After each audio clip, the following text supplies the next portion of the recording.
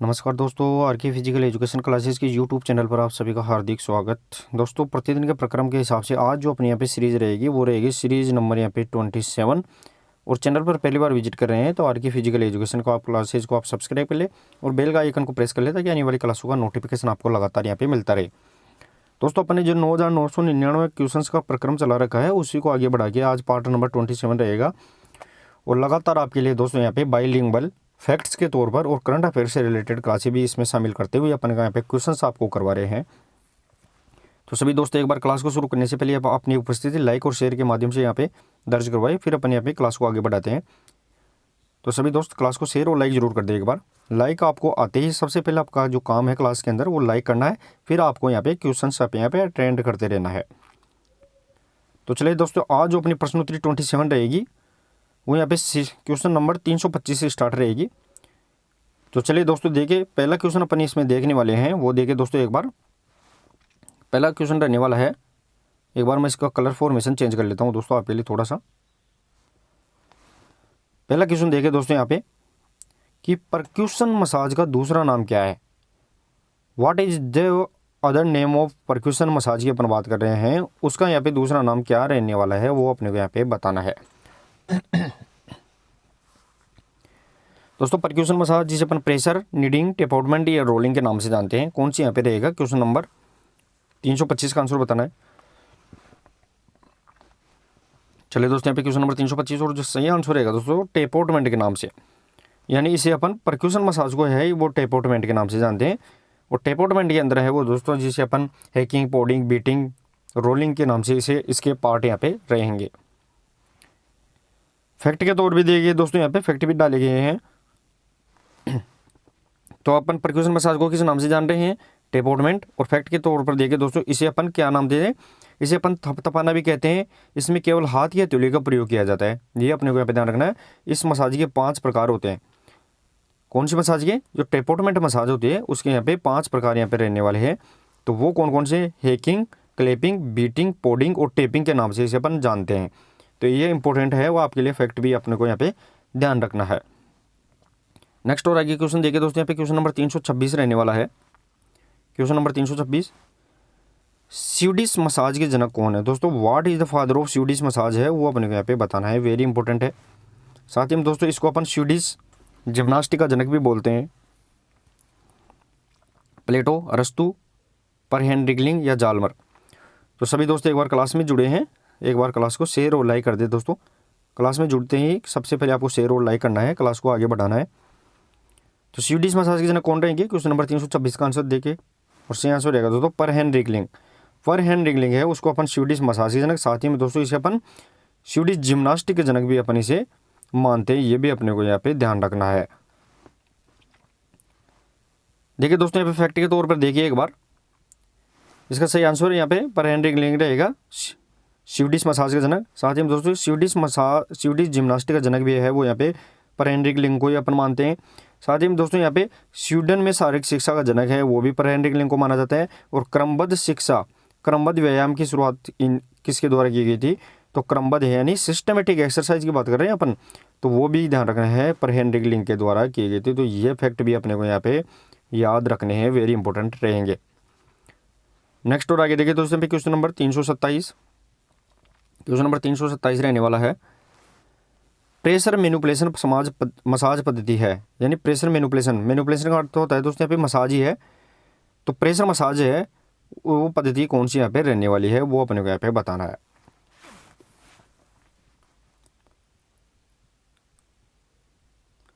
Pressure massage की बात कर रहे हैं दोस्तों यहाँ पे। प्रेशर मसाज होती है दोस्तों यहाँ पे वो 3 प्रकार से यहाँ पे रहने वाली है प्रेशर मसाज है, जिसमें एक होती है नीडिंग, दूसरी होती है पेट्रीसाज और तीसरी यहाँ पे रहेगी वो यहाँ पे फ्रिक्शन यानी घर्षण मसाज यहाँ पे रहने वाली है। तो क्वेश्चन नंबर यहाँ पे 327 और जो सही आंसर रहेगा दोस्तों यहाँ पे जो नीडिंग होती है, नीडिंग ध्यान रखना है दोस्तों, ये किसका पार्ट रहेगा, तो ये प्रेशर मसाज का पार्ट रहेगा। और नीडिंग के भी देखें तो इसके भी हैं 4 पार्ट यहाँ पे रहेंगे, जिसे अपन आयरनिंग, सिक्वेजिंग और यहाँ पे फ्रिक्शन मसाज के नाम से भी इसे जाना जाता है। अब देखिए दोस्तों इसके अंदर फैक्ट देखे दोस्तों, तो इसका सही आंसर यहाँ पे प्रेशर मसाज ये है वो नीडिंग रहेगी। अब देखिए दोस्तों यहाँ पे प्रेशर मसाज के 3 प्रकार होते हैं, मैंने बताया था प्रेशर मसाज के कितने पार्ट रहेंगे, 3, जिसमें पहला है वो नीडिंग रहेगा, दूसरा पेट्रिसाज और तीसरा यहाँ पे फ्रिक्शन यानी घर्षण मसाज यहाँ पे रहने वाली है। ये भी अपने को यहाँ पे ध्यान रखना है। सभी दोस्त जो जुड़े हैं एक बार क्लास को सभी दोस्त शेयर और लाइक कर दिए दोस्तों। आप आते ही सबसे पहले आपको लाइक करना है, लाइक की संख्या बहुत कम रहती है तो सही लाइक की संख्या आप जरूर बढ़ाइए। जल्दी अपन दोस्तों यहाँ पे थ्योरी की मॉर्निंग सेशन की क्लास भी अपन स्टार्ट करने वाले हैं। लगभग अपना यहाँ पे प्लान बन चुका है और वो अपन 3 से 4 महीने के अंदर है वो यहाँ पे 0 से कंप्लीट कोर्स है वो यहाँ पे कंप्लीट करने वाले हैं। नेक्स्ट आगे क्वेश्चन नंबर 328 देखिए दोस्तों, पेट्रिसाज मसाज के अंतर्गत क्या आता है। दोस्तों यहाँ पे पेट्रिसाज मसाज के अंतर्गत क्या आता है वो अपने को यहाँ पे बताना है। सबसे पहले तो आपको पेट्रिसाज मसाज है वो किसका पार्ट रहने वाला है, तो मैंने बताया था दोस्तों ये प्रेशर मसाज का पार्ट है कि प्रेशर मसाज होती है वो 3 प्रकार की होती है, एक पेट्रिसाज, नीडिंग और यहाँ पे फ्रिक्शन। अब पेट्रिसाज के भी है वो यहाँ पे कौन सा प्रकार रहेगा, तो ये पेट्रिसाज है वो 3 प्रकार की होती है दोस्तों। पेट्रिसाज भी कितने प्रकार की, 3 प्रकार की, पीकिंग, अब रिंगलिंग और रोलिंग। तो यहाँ पे कौन सा इसका सही आंसर रहेगा 328 के अंदर, तो वो रोलिंग इसका यहाँ पे पेट्रिसाज मसाज का यहाँ पे पार्ट यहाँ पे रहने वाला है। नेक्स्ट और आगे क्वेश्चन नंबर 329 देखिए दोस्तों, क्वेश्चन नंबर 329, हैकिंग और नीडिंग किसके प्रकार है। दोस्तों अभी हैकिंग और नीडिंग के अपन बात कर रहे हैं तो ये किसके यहाँ पे टाइप रहने वाले हैं, प्राणायाम, आसन, मसाज या फिर एंडोरेंस, किसके यहाँ पे पार्ट रहने वाले हैं। क्वेश्चन नंबर यहाँ पे 329 का आंसर बताना है दोस्तों आपको, और जो सही आंसर रहेगा दोस्तों जो मसाज यानी मालिश है, मालिश के टाइप यहाँ पे रहने वाले हैं जिसे अपन हैकिंग नीडिंग के नाम से भी जानते हैं। नेक्स्ट और आगे क्वेश्चन नंबर 330 देखिए दोस्तों, क्वेश्चन नंबर 330, कौन सा प्रेशर मसाज का प्रकार नहीं है। दोस्तों यहाँ पे which is no type of pressure massage की अपन बात कर रहे हैं वो अपने को यहाँ पे बताना है कि नहीं है। दोस्तों मैंने बताया था कि प्रेशर मसाज है वो कितने प्रकार की होती है, तो प्रेशर मसाज है वो 3 प्रकार की होती है, जिसमें पहली है वो नीडिंग होती है, दूसरी मैंने बताया था दोस्तों इसमें पेट्रिसाज होती है, और तीसरी मैंने बताया था दोस्तों इसमें घर्षण होती है जिसे अपन फ्रिक्शन के नाम से जानते हैं। ये 3 प्रकार की है वो यहाँ पे क्या रहेगी, प्रेशर मसाज यहाँ पे रहने वाली है। तो क्वेश्चन नंबर 330 और जो सही आंसर रहेगा दोस्तों यहाँ पे कि स्ट्रोकिंग है वो ध्यान रखना है यहाँ पे किसका पार्ट नहीं रहेगी, तो ये प्रेशर मसाज का यहाँ पे पार्ट नहीं रहने वाली है। नेक्स्ट और आगे देखिए दोस्तों यहाँ पे क्वेश्चन नंबर 331 देखिए दोस्तों, और क्लास को शेयर करते रहिए दोस्तों, क्लास को शेयर करने में आप कमी ना रखें, सभी दोस्त से एक बार लाइक भी इसको ज़्यादा से ज़्यादा करते रहे। क्वेश्चन नंबर 331 रहेगा दोस्तों यहाँ पे कि वाइब्रेशन मसाज विधि का प्रयोग किस पर किया जाता है। दोस्तों यहाँ पे वाइब्रेशन मसाज अप्लाई किसके ऊपर की जाती है वो अपने को यहाँ पे बताना है। वाइब्रेशन मसाज जिसे अपन कंपन के नाम से जानते हैं दोस्तों, इसे अपन कंपन मसाज के नाम से जानते हैं, तो इसके किसके ऊपर है इसको अप्लाई किया जाता है, यानी जॉइंट के ऊपर, बोन, स्किन या नर्व के ऊपर। क्वेश्चन नंबर यहाँ पे 331 बताना है दोस्तों यहाँ पे वाइब्रेशन किसके ऊपर देते हैं, तो क्वेश्चन नंबर यहाँ पे 331 और जो सही आंसर रहेगा दोस्तों यहाँ पे ध्यान रखना है स्किन होती है। स्किन में भी देखा जाए त्वचा में तो उस पर है वो मसल्स होती है, जो मसल होती है दोस्तों यहाँ पे, तो मसल के ऊपर है वो यहाँ पे वाइब्रेशन थेरेपी है, मसाज है, उसका यहाँ पे उपयोग किया जाता है। साथ ही में दोस्तों यहाँ पे जॉइंट होता है, बोन होती है और जो नर्व होती है उसके ऊपर अपन कंपन वाइब्रेशन यहाँ पे यूज नहीं करते हैं। नेक्स्ट और आगे क्वेश्चन नंबर 332 देखिए दोस्तों, क्वेश्चन नंबर 332 रहेगा दोस्तों यहाँ पे कि टेपोटमेंट मसाज किस तकनीक मानी जाती है। दोस्तों यहाँ पे टेपोटमेंट मसाज की अपन बात कर रहे हैं, वो कौन सी तकनीक यहाँ पे मानी जाती है वो अपने को यहाँ पे बताना है।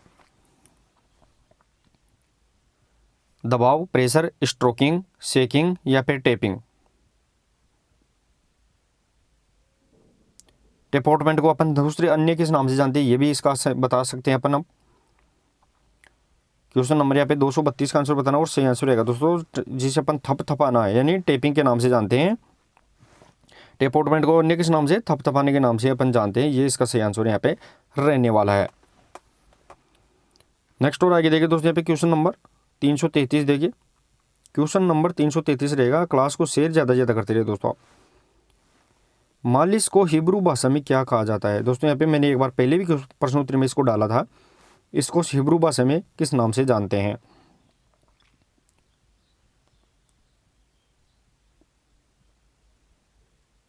क्वेश्चन नंबर यहाँ पे 333 का आंसर बताना है दोस्तों आपको, कि मालिश को हिब्रू भाषा में किस नाम से जानते हैं, और मालिश को फ्रेंच भाषा में किस नाम से जानते हैं। तो दोस्तों अगर फ्रेंच भाषा या ग्रीक भाषा के अंदर देखा जाए तो अपन इसको मासर के नाम से जानते हैं, लेकिन अगर आप इसे हिब्रू भाषा की बात करें तो क्वेश्चन नंबर 333 का सही आंसर रहेगा दोस्तों, इसे अपन मस्केसल, हिब्रू भाषा में इसे अपन मस्केसल के नाम से जानते हैं। ये अपने को यहाँ पे ध्यान रखना है। अब देखिए दोस्तों, यहाँ पे फैक्ट भी दिया गया है कि मालिश को अपन किस नाम से जानते हैं, तो गूंथने के नाम से। जो मस्केसल है उसे अपन गूंथना, यानी जो आटा के नाम से आटा गूंथते हैं, जैसे उसे निडिंग करते हैं उसी प्रकार से है, इसे गूंथना भी कहते हैं। नेक्स्ट और आगे क्वेश्चन नंबर 334 देखिए दोस्तों, मालिश को फ्रेंच भाषा में क्या कहा जाता है। दोस्तों मैंने जस्ट ही बताया है कि मालिश को फ्रेंच भाषा में और मालिश को हिब्रू भाषा में अपन किस नाम से जानते हैं। तो अगर हिब्रू भाषा की बात करें अपन, तो हिब्रू भाषा में अपन क्या कहेंगे, इसे मस्केसल के नाम से जानेंगे। लेकिन यहाँ पे फ्रेंच भाषा की बात कर रहे हैं क्वेश्चन नंबर 334 के अंदर, और सही आंसर रहेगा दोस्तों यहाँ पे क्वेश्चन नंबर 334 का, कि जो इसे अपन मासर के नाम से जानते हैं। मैंने बताया था दोस्तों कि यहाँ पे जो फ्रेंच भाषा के अंदर है उसे अपन मासर के नाम से, और जो हिब्रू भाषा है उसमें अपन मस्केसल के नाम से जानते हैं। और मसाज का है उसे अपन हिंदी में क्या बोलते हैं, गूंथना इसे अपन बोलते हैं, जिसे अपन नीडिंग के नाम से जानते हैं। नेक्स्ट और आगे क्वेश्चन देखिए दोस्तों, यहाँ पे फैक्ट भी डाले गए हैं। फैक्ट देखिए एक बार, तो यहाँ पे हिब्रू भाषा में क्या कहेंगे दोस्तों, यहाँ पे हिब्रू भाषा में इसे मस्केसल, और यहाँ पे फ्रेंच भाषा में है वो इसे मासर कहेंगे। साथ ही में दोस्तों इसका अर्थ क्या होता है, तो रगड़ना होता है दोस्तों यहाँ पे। और मसाज की दिशा से देव कैसी होनी चाहिए, तो वो यहाँ पे हार्ट की साइड में होनी चाहिए, हृदय की साइड में होनी चाहिए। जैसे मान लो ये अपना हाथ है, ये अपना हाथ है, तो अपन इसके मसाज कर रहे हैं तो ये हार्ट की पोजीशन में जानी चाहिए, हृदय के ऊपर की तरफ है, हृदय की साइड में है, वो यहाँ पे मसाज को अपन ऊपर की साइड में करना चाहिए। नेक्स्ट और आगे क्वेश्चन 335 देखिए दोस्तों, मसाज मैनिपुलेशन किस दिशा में करनी चाहिए। अभी जस्ट ये अपन ने देखा है दोस्तों यहाँ पे कि मसाज की जो दिशा होती है वो कैसी होनी चाहिए, पेट की ओर, हृदय की ओर, पैरों की ओर या हाथों की ओर। क्वेश्चन नंबर 235 में बताना है दोस्तों आपको। तो सदैव जो मसाज की जो डायरेक्शन है, दिशा है दोस्तों यहाँ पे, वो यहाँ पे हार्ट की ओर होनी चाहिए, हृदय की ओर अपने को यहाँ पे ध्यान रखना है कि जो हृदय होता है, हृदय की साइड के अंदर है, वो यहाँ पे अपने को हाथों को नीचे से ऊपर की ओर, नीचे से ऊपर की ओर है यहाँ पे मसाज को करना चाहिए। नेक्स्ट और आगे क्वेश्चन नंबर 336, खेल मसाज का जनक किसे माना जाता है। दोस्तों यहाँ पे स्पोर्ट्स मसाज की बात कर रहे हैं, फादर ऑफ स्पोर्ट्स मसाज है, वो किसे यहाँ पे माना जाता है, वो अपने को यहाँ पे बताना है। अरस्तु, जेक मेगर, गेलन या हिपोक्रेटिस। स्पोर्ट्स मसाज के यहाँ पे फादर ऑफ स्पोर्ट्स मसाज कौन रहने वाला है, वो अपने को यहाँ पे बताना है। और सभी दोस्त एक बार जो जितने भी जुड़े हैं एक बार क्लास को शेयर और लाइक कर दे दोस्तों। क्वेश्चन नंबर 336, और जो सही आंसर रहेगा दोस्तों जेक मेगर है, उसे अपन किस नाम से जानते हैं दोस्तों, यहाँ पे फादर ऑफ स्पोर्ट्स मसाज के नाम से इसे जाना जाता है। नेक्स्ट और फैक्ट देखिए दोस्तों, यहाँ पे फैक्ट भी डाले गए हैं, वेरी इंपॉर्टेंट फैक्ट रहेंगे यहाँ पे। तो गैलन को सर्जरी का पिता भी इसमें कहा जाता है। क्वेश्चन नंबर नेक्स्ट रहेगा अपना 337, सिद्धांत रूप से मालिश का प्रारंभ व समापन किस विधि से होना चाहिए। दोस्तों मैंने ये पहले भी डाला था प्रश्नोत्तरी के अंदर कि अगर अपन मालिश का प्रारंभ और अंत कर रहे हैं तो कौन सी यहाँ पे उस मेथड के द्वारा किएंगे, प्रेशर, एफ्लुरेंस, फ्रिक्शन या उपरोक्त सभी। और क्लास कैसी लग रही है दोस्तों, क्लास कैसी लग रही है एक बार कमेंट करके बताइए। अगर अच्छी लग रही है तो आपको शेयर जरूर करना है क्लास को। क्वेश्चन नंबर 337, और सही आंसर रहेगा दोस्तों एफ्लुरेंस है, वो यहाँ पे ध्यान रखना है। इसी मसाज से है अपने को मसाज की शुरुआत करनी चाहिए, और लास्ट में सभी मसाज देने के बाद में फिर से एफ्लुरेंस मसाज दे के है उसको समापन यहाँ पे करना चाहिए। ये अपने को यहाँ पे ध्यान रखना है। अब देखिए दोस्तों यहाँ पे तो एफ्लुरेंस इसका सही आंसर रहेगा। साथ ही में दोस्तों इसे सैलाना कहते हैं। एफ्लुरेंस को अपन किस नाम से जानते हैं, तो सैलानी के नाम से जानते हैं। साथ ही में दोस्तों यहाँ पे मसाज एक्टिव और पैसिव दोनों प्रकार से की जाती है। एक्टिव और पैसिव, एक्टिव का मतलब होता है दोस्तों यहाँ पे खुद मसाज करते हैं व्यक्ति, और पैसिव का मतलब है दूसरा कोई व्यक्ति मसाज करता है, या कोई उपकरण या मशीन के द्वारा मसाज की जाती है। ये इसका अपने को यहाँ पे ध्यान रखना है। नेक्स्ट और आगे देखिए दोस्तों पे क्वेश्चन नंबर 338 देखिए दोस्तों, वाइब्रेशन का प्रयोग किस मसाज तकनीक में किया जाता है? दोस्तों यहाँ पे जो वाइब्रेशन है इसका प्रयोग है कौन सी यहाँ पे मसाज टेक्निक है जिसमें अपन करते हैं? स्ट्रोकिंग, शेकिंग, प्रेशर या परक्यूशन। वाइब्रेशन की बात कर रहे हैं दोस्तों। क्वेश्चन नंबर 338 के अंदर बताना है दोस्तों यहाँ पे। तो सही आंसर है दोस्तों यहाँ पे जो शेकिंग मसाज की पद्धति है इसके अंदर अपन वाइब्रेशन का यूज करते हैं, ये अपने को यहाँ पे ध्यान रखना है। नेक्स्ट और आगे देखिए दोस्तों यहाँ पे क्वेश्चन नंबर 339। क्वेश्चन नंबर 339 रहेगा दोस्तों यहाँ पे, मालिश की किस तकनीक में त्वचा को गूंथा जाता है? मालिश की कौन सी यहाँ पे टेक्निक रहने वाली है जिसमें अपन त्वचा को क्या करते हैं? गूंथते हैं, निडेट करते हैं, वो अपने को यहाँ पे बताना है। पेट्रीसाज में, फ्रिक्शन में, सेकिंग में या नॉन ऑफ दीज, यानी उपरोक्त में से कोई नहीं। तो किसके अंदर अपन यहाँ पे मालिश की जो तकनीक है जिसे अपन गूंथना कहते हैं, तो त्वचा को उस प्रकार गूंथा जाता है। क्वेश्चन नंबर 339 के अंदर आपका आंसर बताना है दोस्तों। और सही आंसर रहेगा दोस्तों जो पेट्रीसाज मसाज होती है, इस पेट्रीसाज मसाज के अंदर अपन त्वचा को गूंथते हैं आटे की तरह। और पेट्रीसाज के मैंने 3 प्रकार बताए थे दोस्तों यहाँ पे, जिसमें अपन पिकिंग अप के नाम से जानते हैं, पिकिंग अप, साथ ही में दोस्तों रिंगलिंग और यहाँ पे रोलिंग के नाम से जानते हैं। तो 3 टाइप यहाँ पे रहने वाले हैं। नेक्स्ट और आगे क्वेश्चन नंबर 340 देखिए दोस्तों।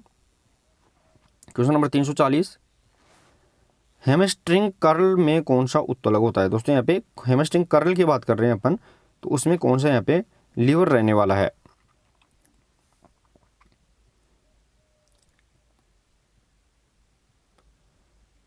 क्वेश्चन नंबर यहाँ पे 340 का आंसर आपको टाइप करना है दोस्तों यहाँ पे। हैमस्ट्रिंग कर्ल की अपन बात कर रहे हैं और सही आंसर रहेगा दोस्तों यहाँ पे हैमस्ट्रिंग कर्ल के अंदर है वो यहाँ पे क्लास जो लीवर रहने वाला है वो यहाँ पे टाइप ऑफ थर्ड लीवर, इसका यहाँ पे सही आंसर रहेगा 340 का।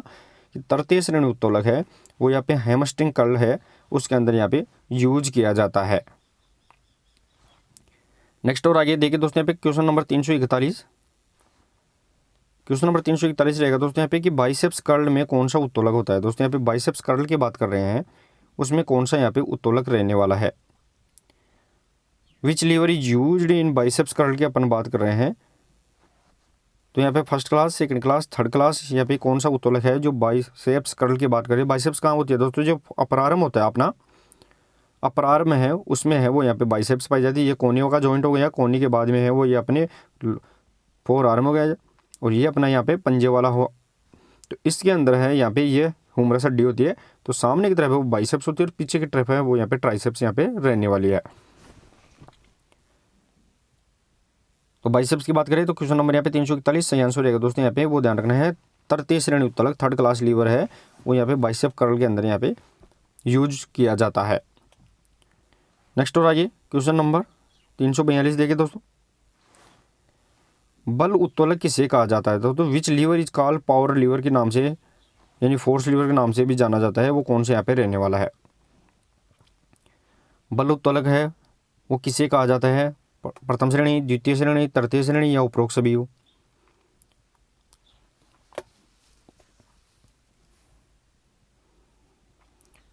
क्वेश्चन नंबर यहाँ पे 342 का आंसर बताना है और सही आंसर रहेगा दोस्तों जो सेकंड क्लास लीवर होता है उसे अपन बल लीवर के नाम से जानते हैं। प्रथम श्रेणी जो उत्तोलक होता है उसे अपन बैलेंस लीवर के नाम से जानते हैं, ये भी अपने को यहाँ पे ध्यान रखना है। दूसरा यहाँ पे बल लीवर और तीसरा यहाँ पे गति लीवर के नाम से जाना जाता है।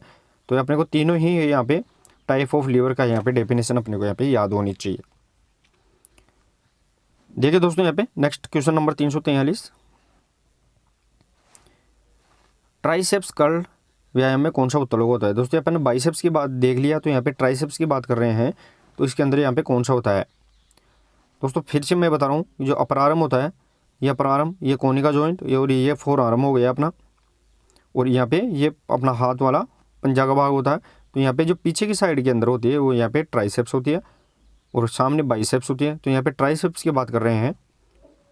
तो क्वेश्चन नंबर यहाँ पे 343 और जो सही आंसर रहेगा दोस्तों यहाँ पे वो ध्यान रखना है कि फर्स्ट क्लास लीवर यहाँ पे ट्राइसेप्स कर्ल के अंदर है वो यहाँ पे यूज होता है। और सभी दोस्त जो नए जुड़े हैं एक बार क्लास को, सभी दोस्त यहाँ पे क्लास को शेयर और लाइक कर दे दोस्तों, शेयर और लाइक ज़्यादा से ज़्यादा करते रहे। और दोस्तों ज़्यादातर दोस्तों के फ़ोन आते हैं, मैसेज आते हैं कि सर PDF भी उपलब्ध करा दूँ, तो मैं बता रहा हूँ कि जो डिस्क्रिप्शन बॉक्स है आपके वीडियो के नीचे, उसमें आपके टेलीग्राम और व्हाट्सएप का लिंक दिया गया, आप ज्वाइन करके रखें। आपको वहाँ से 1000 इंपॉर्टेंट क्वेश्चंस की आपको PDF वहाँ से मिलेगी, उसकी सूचना आपको दे दी जाएगी, वो आप निश्चिंत रहे। नेक्स्ट आगे क्वेश्चन नंबर 344 देखिए दोस्तों, किस उत्तोलक में गति का यांत्रिक लाभ मिलता है? दोस्तों यहाँ पे which is liver mechanism advantage of speed advantage है, वो अपने को यहाँ पे बताना है कि स्पीड एडवांटेज है वो कौन सी लीवर के अंदर अपने को यहाँ पे मिलता है। जिसे अपन गति लीवर के नाम से जानते हैं दोस्तों, मैंने बताया था कि प्रथम श्रेणी उत्तोलक होता है, प्रथम श्रेणी उत्तोलक को अपन किस नाम से जानते हैं? बैलेंस लीवर के नाम से जानते हैं। साथ ही हम द्वितीय श्रेणी का है वो यहाँ पे फोर्स लीवर के नाम से, बल के लीवर के नाम से जानते हैं। तो यहाँ पे क्वेश्चन नंबर 344 का जो सही आंसर रहेगा दोस्तों, यहाँ पे जो थर्ड क्लास लीवर होता है उसे अपन किस नाम से जानते हैं दोस्तों? यहाँ पे गति लीवर के नाम से भी जानते हैं। इसके अंदर है लंबाई से संबंधित कार्य जो क्रेन करती है, यहाँ पे क्रेन होती है, JCB होती है। साथ ही हम दोस्तों यहाँ पे जो अपन नाव चलाते हैं तो बेलचा से संबंधित हो गए, तो ये सभी लीवर है वो यहाँ पे थर्ड क्लास लीवर में यूज किए जाते हैं। अब देखिए दोस्तों यहाँ पे फैक्ट डाला गया है। फैक्ट क्या डाला गया है दोस्तों यहाँ पे कि यांत्रिक लाभ बराबर क्या होता है? बलभुजा बटा क्या होता है? भार भुजा यहाँ पे रहने वाली है। यांत्रिक लाभ को कैसे निकाला जाता है दोस्तों यहाँ पे? तो जो बल भुजा होती है, बल भुजा होगी और इसका इजी बटा क्या रहेगा? भार भुजा है, उसका अपन देखेंगे तो यहाँ पे अपना यांत्रिक लाभ कितना निकल के आ रहा है वो अपन यहाँ पे देख सकते हैं। नेक्स्ट और आगे देखिए दोस्तों यहाँ पे क्वेश्चन नंबर 345 उत्तोलक। दोस्तों यहाँ पे क्वेश्चन नंबर 345 देखिए दोस्तों यहाँ पे उत्तोलक में मांसपेशियों का कार्य क्या होता है? दोस्तों कल भी अपन ये क्वेश्चन देखे थे कि अगर अपन लीवर की बात करें शरीर के संदर्भ में तो मसल्स का क्या कार्य रहेगा वो अपने यहाँ पे बताना है। बल का निर्माण, गति का प्रदान करना, भार उठाना या उपरोक्त सभी।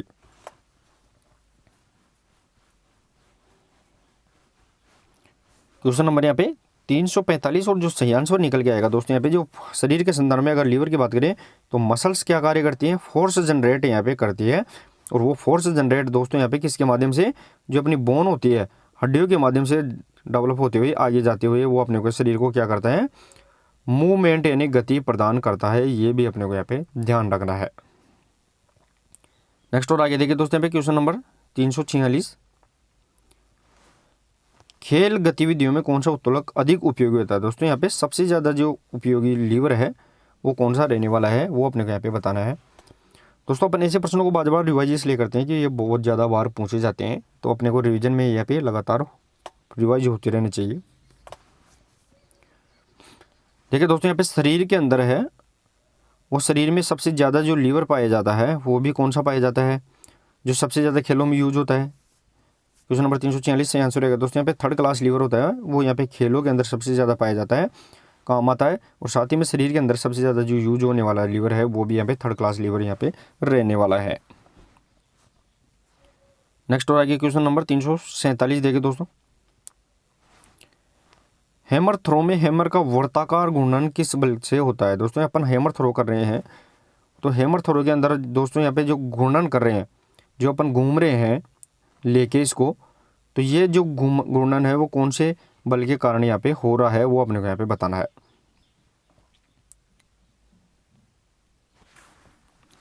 अब केंद्रीय बल, अभिकेंद्रीय बल, गुरुत्वाकर्षण बल या घूर्णन बल। क्वेश्चन नंबर यहाँ पे 347 का आंसर बताना है दोस्तों यहाँ पे, और सही आंसर रहेगा दोस्तों सेंट्रीपिटल, जिसे अपन किस नाम से?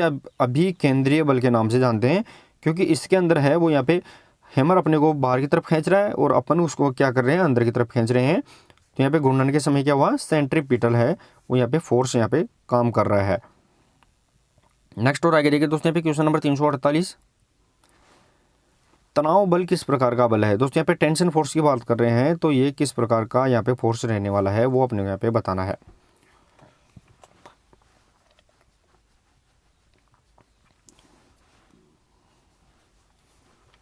आइसोकाइनेटिक, आइसोमेट्रिक, आइसोटोनिक या फिर घर्षण बल, कौन सा यहाँ पे तनाव बल है जिसे अपन शियर फोर्स के नाम से भी जानते हैं?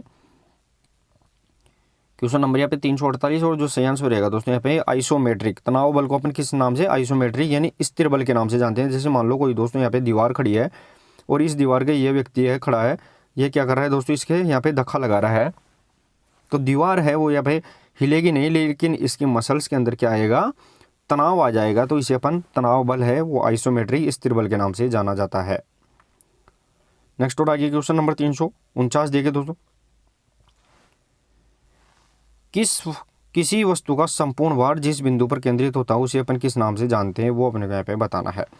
यानी जो टोटल वेट है वो किसी एक ही ऑब्जेक्ट या बिंदु के ऊपर है, यहाँ पे कॉन्सेंट्रेट है, तो उसे अपन किस नाम से जानेंगे, centre of projection, centre of gravity, parabola या फिर सेंट्रीफ्यूगल फोर्स। मान लो कोई वस्तु है दोस्तों, यहाँ पे यह वस्तु है मान लो, और यह वस्तु जिस जगह टिकी हुई है उसे अपन किस नाम से जानते हैं। क्वेश्चन नंबर 349 का सही आंसर रहेगा दोस्तों यहाँ पे सेंटर ऑफ, यहाँ पे ग्रेविटी के नाम, गुरुत्व केंद्र के नाम से अपन इसे जाना जाता है, जिसपे सारा भार, इस वस्तु का सारा वजन है, द्रव्यमान है, वो यहाँ पे टिका हुआ है। नेक्स्ट और आगे देखिए दोस्तों, यहाँ पे सीजी के बारे में फैक्ट भी डाले गए हैं। तो यहाँ पे सीजी के बारे में फैक्ट देखिए दोस्तों, यहाँ पे सीजी एक काल्पनिक बिंदु है, अनुमानित बिंदु है और जो संतुलन बिंदु भी होता है। सीजी क्या होता है दोस्तों, यहाँ पे काल्पनिक, अनुमानित और संतुलन बिंदु होता है, इसे अपन देख नहीं सकते हैं। साथ ही में दोस्तों यहाँ पे सीजी शरीर में उस जगह पाई जाती है जहाँ सर्वाधिक द्रव्यमान यानी भार होता है, सबसे ज़्यादा लोड जहाँ पर होता है वहाँ पे सीजी अपने यहाँ पे बैलेंस करती है। सीजी शरीर में वहाँ पाई जाती है जहाँ तीनों प्लेन एक दूसरे को काटते हैं, यानी फ्रंटल, सेजिटल और जो हॉरिजॉन्टल प्लेन है वो तीनों को एक दूसरे को काटते हैं, उसी जगह है वो यहाँ पे क्या रहेगा, सीजी यहाँ पे स्थिर रहेगी। त्रिस्तरीय प्लेन को ही कोऑर्डिनल प्लेन कहा जाता है, ये भी अपने को यहाँ पे ध्यान रखना है। सीजी, अब सीजी क्या होता है दोस्तों, यहाँ पे सीजी शरीर का वह अनुमानित बिंदु है जहाँ सभी बल और बलों का प्रभाव क्या हो जाता है, शून्य हो जाता है, यानी किसी प्रकार का यहाँ पे प्रेशर, यहाँ पे भार वो यूज नहीं होता है। साथ ही में दोस्तों यहाँ पे पुरुषों में सीजी है धरातल से 57% की ऊंचाई पर, महिलाओं में है वो यहाँ पे 55% की ऊंचाई पर, और अगर एवरेजली देखें अपन इसे तो ये 56% की ऊंचाई पर है वो सीजी यहाँ पे पाई जाती है। ये भी अपने को यहाँ पे फैक्ट याद रखने हैं। नेक्स्ट और आगे देखिए दोस्तों, यहाँ पे क्वेश्चन नंबर 350, क्वेश्चन नंबर 350 रहेगा दोस्तों यहाँ पे, वह बल जिसके कारण वस्तु केंद्र से दूर जाने का प्रयास करती है। ऐसा कौन सा फोर्स है जिससे कोई वस्तु है वो सेंटर से दूर जाने की है वो यहाँ पे प्रयास करती है, वो अपने को यहाँ पे बताना है। दोस्तों यहाँ पे सेंटर के पास में आने की, अगर दूर से है वो सेंटर के पास आने की अगर कोशिश कर रही है तो वो कौन सा यहाँ पे बल रहेगा, तो वो यहाँ पे सेंट्रीपिटल फोर्स रहेगा, जिसे अपन अभिकेंद्रीय बल के नाम से जानते हैं, सेंट्रीपिटल। और दोस्तों यहाँ पे दूर जाने की बात कर रही है तो वो यहाँ पे सेंट्रीफ्यूगल फोर्स यहाँ पे रहने वाला है, जिसे अपन अपकेंद्रीय बल के नाम से जानते हैं। क्वेश्चन नंबर 350 का जो सही आंसर रहेगा दोस्तों यहाँ पे अपकेंद्रीय बल, जिसे अपन सेंट्रीफ्यूगल फोर्स के नाम से जाना जाता है। नेक्स्ट और आगे देखिए दोस्तों, यहाँ पे क्वेश्चन नंबर 351 देखिए,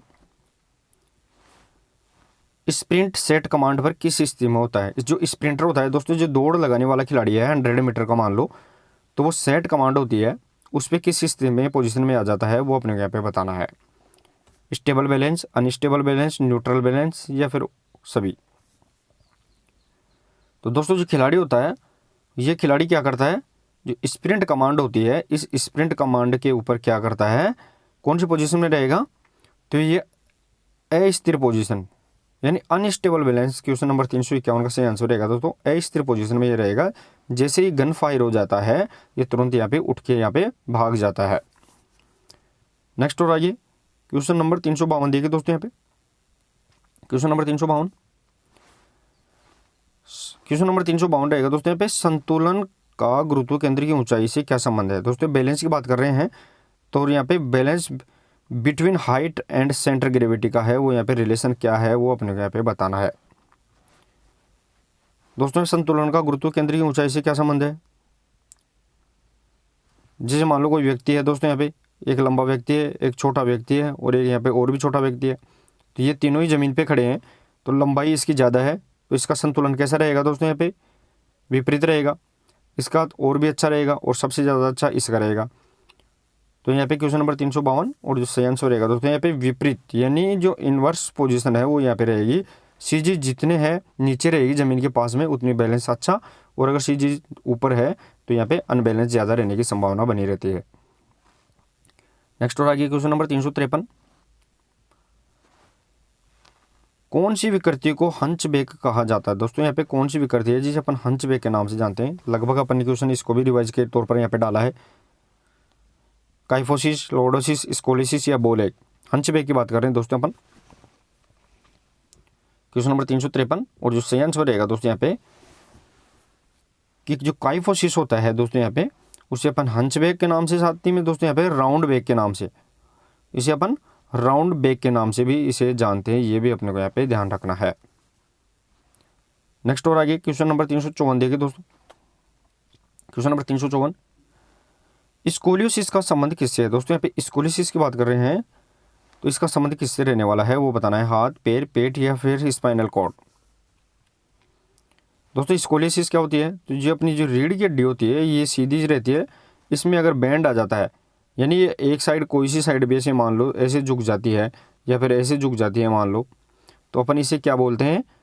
तो ये पोर्शन बन रहा है तो इसे अपन स्कोलियोसिस के नाम से जानते हैं। तो ये रीढ़ की हड्डी से संबंधित यहाँ पे डिफॉर्मिटीज है, ये अपने को यहाँ पे ध्यान रखना है। नेक्स्ट आगे क्वेश्चन नंबर 355 देखिए दोस्तों।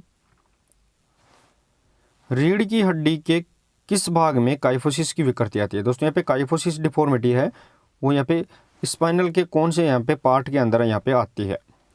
दोस्तों अपनी जो रीढ़ की हड्डी होती है उसमें जो ये अपनी गर्दन होती है, जैसे गर्दन से लेके यहाँ पे जो शुरू की 7 होती है वो सर्वाइकल होती है, 12 होती है वो ध्यान रखना है यहाँ पे थोरेसिक, 5 इसके अंदर यहाँ पे लंबर, 5 सैक्रल और यहाँ पे 4 इसमें कोएक्स यहाँ पे होती है। जो काइफोसिस विकृति होती है जो यानी पीछे है वो कुबड़ बन जाता है, रीढ़ के हड्डी पीछे कुबड़ बन जाता है, तो ये कौन से भाग में बनेगा दोस्तों यहाँ पे? तो क्वेश्चन नंबर यहाँ पे 355 और जो सही आंसर रहेगा दोस्तों यहाँ पे थोरेसिक भाग होता है उसके अंदर है वो यहाँ पे झुकाव हो जाता है पीछे की साइड में, तो यहाँ पे कुबड़ निकल के आ जाता है। चलिए दोस्तों नेक्स्ट और आगे क्वेश्चन नंबर 356 देखते हैं। क्वेश्चन नंबर 356, स्कोलियोसिस को अन्य किस नाम से जाना जाता है? दोस्तों स्कोलियोसिस को अन्य किस नाम से जानते हैं वो अपने को यहाँ पे बताना है। और जितने भी दोस्त जुड़े हैं क्लास को सभी दोस्त एक बार शेयर और लाइक कर दें। लाइक आप नहीं करते हैं दोस्तों तो आते ही लाइक जरूर कर दिया गया। अब दोस्तों स्कोलियोसिस जो रीढ़ की हड्डी से संबंधित बीमारी है तो इसको अपन अन्य किस नाम से जानते हैं? अग्र कुब्जता, पश्य कुब्जता या पार्श्व कुब्जता। तो दोस्तों मैंने बताया था कि रीढ़ की हड्डी सीधी होती है तो क्या होता है, या तो इस साइड से बेंड हो जाती है या इस साइड से बेंड हो जाती है, यानी ये साइड में चली जाती है चाहे कोई सी भी साइड हो, तो इसे अपन पार्श्व कुब्जता, जिसे अपन लेटरल कर्वेचर के नाम से जानते हैं, इसे अपन लेटरल कर्व के नाम से अपन इसे जानते हैं, कर्वेचर के नाम से जानते हैं। ये अपन यहाँ पे ध्यान रखना है।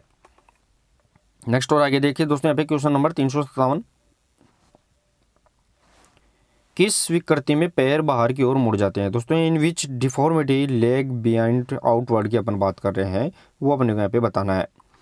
कौन सी यहाँ पे विकृति है जिसमें पैर बाहर की ओर मुड़ जाते हैं यानी ओ शेप में आ जाते हैं? ये अपने पैर है मान लो और ये पैर इस पोजीशन में है, दूसरा पैर है वो यहाँ पे इस पोजीशन में आ जाता है, तो ये बाहर की तरफ मुड़ गया यानी ओ शेप में आ जाते हैं ये पैर। तो कौन सी यहाँ पे विकृति रहने वाली है? क्वेश्चन नंबर 357 के अंदर बताना दोस्तों आपको। और सही आंसर रहेगा जैसे इसे अपन बोलेग या इसे अपन जेनुवेरम के नाम से भी जानते हैं। ये भी अपने को यहाँ पे ध्यान रखना है, जेनुवेरम या बोलेग के नाम से इसे जाना जाता है। दोनों पैर हैं वो दूर दूर चले जाते हैं।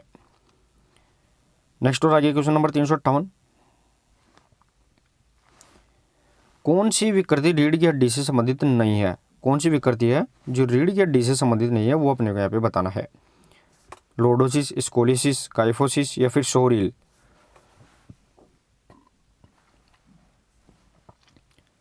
अब देखिए दोस्तों यहाँ पे रीढ़ की हड्डी से संबंधित विकृति आती है, उसके अंदर काइफोसिस जो पीछे कुबड़ की आ जाती है ये भी सही है।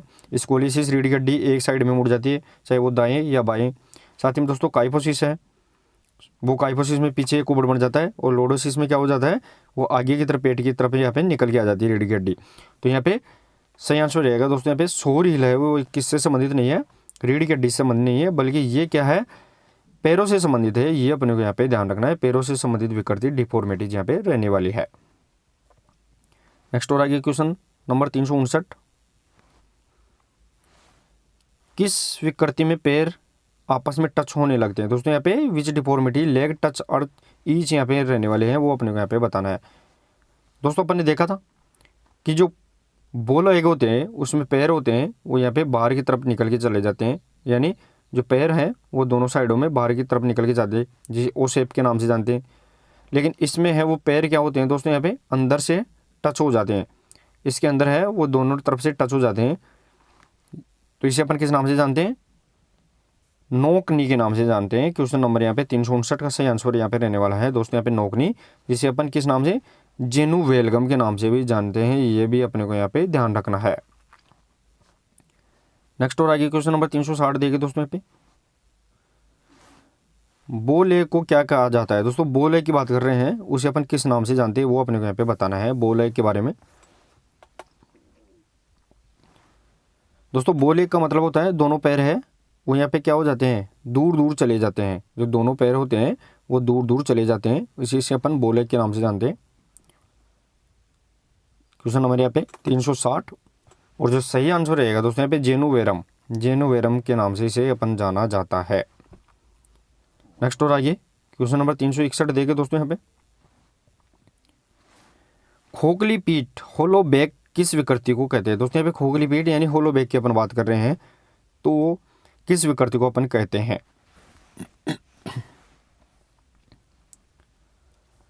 क्वेश्चन नंबर 361 में बता रहे हैं दोस्तों, अपन जो पीठ होती है दोस्तों, ये गर्दन वाला भाग है और ये रीढ़ की हड्डी है, और ये अपना पेट है वो आगे की तरफ निकल के आ जाता है। तो इसमें पीठ में पीछे क्या बन जाता है, गैप बन जाता है।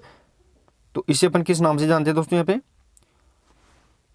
क्वेश्चन नंबर यहाँ पे 361 का सही आंसर रहेगा दोस्तों यहाँ पे लॉर्डोसिस के नाम से जानते हैं। इसमें आगे रीढ़ की हड्डी है वो आगे की तरफ यहाँ पे झुकाव हो जाती है सॉरी दोस्तों, जिसमें है वो पीछे पीठ की तरफ है वो यहाँ पे गैप हो जाता है, जिसे अपन होलो बैग खोखली पीठ के नाम से जानते हैं। नेक्स्ट और आगे क्वेश्चन नंबर 362 देखिए दोस्तों, पेस केवस किस विकृति का अन्य नाम है दोस्तों। यहाँ पे पेस केवस की बात कर रहे हैं, वो किस विकृति का यहाँ पे नाम रहने वाला है। फ्लेट फुट, होलो फुट, बोलेग या नोगनी। क्वेश्चन नंबर 362 बताना है दोस्तों यहाँ पे। पेस केवस की बात कर रहे हैं दोस्तों यहाँ पे। तो दोस्तों जो अपना पैर होता है, इस पैर के अंदर है वो नीचे आर्क पाई जाती है, गड्ढा। तो ये एडी वाला पोर्शन और इसके अंदर है ये वाला है वो आर्क पाई जाती है, ये अपनी अंगुलियाँ हो गई। तो ये जो ये गड्ढा है ये ज़्यादा ऊंचा हो जाता है, जिसे अपन क्या नाम जानते हैं, होलो फुट के नाम से भी जानते हैं, जिसे अपन सुपीनेटेड फुट के नाम से भी जानते हैं। ये भी अपने को यहाँ पे ध्यान रखना है, सुपीनेटेड फुट के नाम से भी जानते हैं, जिसे अपन पेस केवस के नाम से जानते हैं। नेक्स्ट और आगे क्वेश्चन नंबर 363 देखिए दोस्तों, शर्मीलेपन के कारण लड़कियों में कौन सी विकृति आ जाती है दोस्तों। यहाँ पे लड़कियों के अंदर अगर शर्मीलेपन के कारण है वो कौन सी विकृति यहाँ पे आ जाती है वो अपने को यहाँ पे बताना है दोस्तों। ये अपनी रीढ़ की हड्डी है और ये अपनी गर्दन वाला पोर्शन है, तो यहाँ पे एक्चुअल है। लेकिन लड़कियाँ क्या करती है, लगभग अपनी गर्दन को आगे ज़्यादा झुका के चलती है, तो इसके पीछे है दोस्तों यहाँ पे क्या बन जाता है, कुबड़ सी पोजीशन बन जाती है थोड़ी सी भाग में। तो यहाँ पे कौन सा, यहाँ पे काइफोसिस की विकृति यहाँ पे ध्यान रखना है। 363 का सही आंसर रहेगा दोस्तों यहाँ पे काइफोसिस है वो यहाँ पे लड़कियों में ज़्यादातर देखी जाने वाली है, यहाँ पे रीढ़ की हड्डी से संबंधित यहाँ पे विकृति रहने वाली है। नेक्स्ट और आगे क्वेश्चन नंबर 364 देखिए दोस्तों, एकल अवधिकालीनता को क्या कहा जाता है। तो जो सिंगल पीरियोडाइजेशन की बात कर रहे हैं उसे अपन किस नाम से जानते हैं वो अपने को यहाँ पे बताना है। माइक्रो चक्कर, मैक्रो चक्कर, मीजो चक्कर। क्वेश्चन नंबर यहाँ पे 364, और जो सही आंसर रहेगा दोस्तों यहाँ पे एकल अवधिकालीनता को अपन यहाँ पे मैक्रो चक्कर के नाम से भी जानते हैं, जिसे अपन वार्षिक चक्कर के नाम से भी, इसे अपन वार्षिक चक्कर के नाम से भी जानते हैं। ये अपने को यहाँ पे ध्यान रखना है। नेक्स्ट और आगे क्वेश्चन नंबर 365 देखिए दोस्तों, अवधिकालीनता में कौन सा काल नहीं होता है दोस्तों। यहाँ पे पीरियोडाइजेशन के अंदर कौन सा यहाँ पे काल नहीं आता है वो अपने को यहाँ पे बताना है। तैयारी काल, संक्रमण काल, योजना काल या प्रतियोगिता काल। दोस्तों मैं बता दूं कि 3 प्रकार के अपन ने पीरियोडाइजेशन के अंदर 3 काल देखे थे। सबसे छोटा है वो माइक्रो चक्कर होता है, बीच का वो मीजो चक्कर होता है, और सबसे बड़ा होता है वो मैक्रो चक्कर होता है। लेकिन इसके अंदर तैयारी की प्रक्रिया देखें तो पहला है प्रिपेटरी फेज आती है तैयारी काल, दूसरा आता है वो प्रतियोगिता काल यानी कंपटीशन फेज आता है, और तीसरा आता है वो यहाँ पे ट्रांजिशन फेज जिसे अपन रिकवरी काल के नाम से भी जानते हैं। तो सही आंसर यहाँ पे योजना काल, इसका सही आंसर यहाँ पे रहने वाला है। नेक्स्ट और आगे देखिए दोस्तों, यहाँ पे क्वेश्चन नंबर 366 देखिए दोस्तों, अधिभार का सकारात्मक प्रभाव क्या आता है दोस्तों। ओवरलोड की बात कर रहे हैं अपन, ओवरलोड का है वो यहाँ पे कौन सा पॉजिटिव इफेक्ट अपने को यहाँ पे देखने को मिलता है वो बताना है। थकान हो जाती है, अनुकूलन होता है, संक्रमण होता है, या फिर प्रदर्शन। दोस्तों अपन ओवरलोड की बात कर रहे हैं तो अधिभार अगर किसी व्यक्ति को अपन ओवरलोड दे देते हैं तो उससे अपने उसके क्या होता है, क्वेश्चन नंबर 366 और सही आंसर रहेगा दोस्तों यहाँ पे अनुकूलन यानी एडेप्टेशन है वो उसके अंदर यहाँ पे डेवलप हो जाती है, उसकी शरीर है उस अकॉर्डिंग यहाँ पे ढल जाता है। अब देखिए दोस्तों यहाँ पे फैक्ट दिए गए हैं, तो अधिभार है वो यहाँ पे क्या करता है, ओवरलोड है शरीर में क्या देता है, एडेप्टेशन की पोजीशन बना देता है। तो यहाँ पे क्या होगा कि भार वो 3 प्रकार का होता है, एक सामान्य भार, क्रस्ट भार और अधिभार। एक नॉर्मल लोड होता है, दूसरा क्रस्ट लोड होता है और तीसरा यहाँ पे ओवरलोड होता है, वो अपने को यहाँ पे ध्यान रखना है। तो 3 प्रकार के यहाँ पे भार अपने को यहाँ पे याद रखने हैं। साथ ही में इसे लोड अडेप्टेशन के पे कहते हैं और इसे अपन सुपर कंपनसेशन के नाम से भी जानते हैं, ये भी अपने को यहाँ पे ध्यान रखना है। नेक्स्ट और आगे क्वेश्चन नंबर 367 देखिए दोस्तों, टीम प्रतियोगिता योजना का ब्लूप्रिंट क्या होता है। दोस्तों कल भी अपन ने देखा था कि टीम प्रतियोगिता योजना का जो ब्लूप्रिंट है वो यहाँ पे कौन सा रहने वाला है। क्वेश्चन नंबर यहाँ पे 367 और जो सही आंसर रहेगा दोस्तों यहाँ पे स्ट्रेटेजी होती है उसे अपन टीम प्लानिंग का ब्लूप्रिंट यहाँ पे कहेंगे, यानी ग्राउंड में जाने से पहले अपन जो खिलाड़ी प्लानिंग करके उतरते हैं उसे अपन स्ट्रेटेजी या रणनीति के नाम से भी इसे जानते हैं, रणनीति के नाम से इसे जाना जाता है। नेक्स्ट आगे क्वेश्चन नंबर 368 देखिए दोस्तों, तकनीक प्रशिक्षण के चरण कौन से हैं। दोस्तों यहाँ पे टेक्निक ट्रेनिंग की बात कर रहे हैं, उसके यहाँ पे चरण कौन से हैं वो अपने को यहाँ पे बताना है।